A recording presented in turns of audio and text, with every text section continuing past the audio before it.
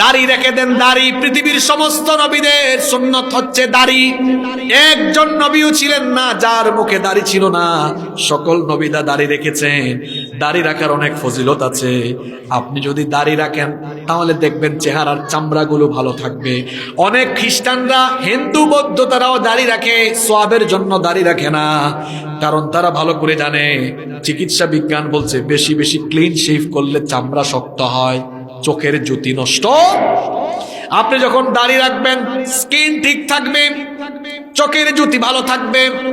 এমনকি আপনি যখন দাড়ি ক্লিন শেভ করবেন না, দেখা যাবে চেহারার মধ্যে স্পেশাল একটা নূর যিনি দান করবেন তিনি কি? দেখবেন দাড়িওয়ালা ছেলেদেরকে দেখতেই স্মার্ট লাগে, সুন্দর লাগে। দাড়ি হচ্ছে পুরুষত্বের একটা সাইন, পুরুষত্বের একটা লক্ষণ। নারীর ফেস ক্লিন থাকবে, কিন্তু পুরুষ মানুষের ফেস কেন ক্লিন থাকবে? পুরুষ মানুষের মুখে দাড়ি থাকবে, এটা তার সৌন্দর্য।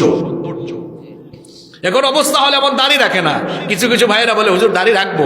এখন না, দাড়ি রাখলে যদি মেয়েরা পছন্দ না করে তো না করলে নাই। দাড়ি রাখার কারণে যদি কোনো মেয়ে পছন্দ না করে, মনে মনে ভাববেন আল্লাহ এক জাহান্নামী নারী থেকে আমাকে বাঁচিয়ে দিয়েছো। দাড়িওয়ালা ছেলেদের চেহারায় দেখবেন আলাদা একটা নূর আছে।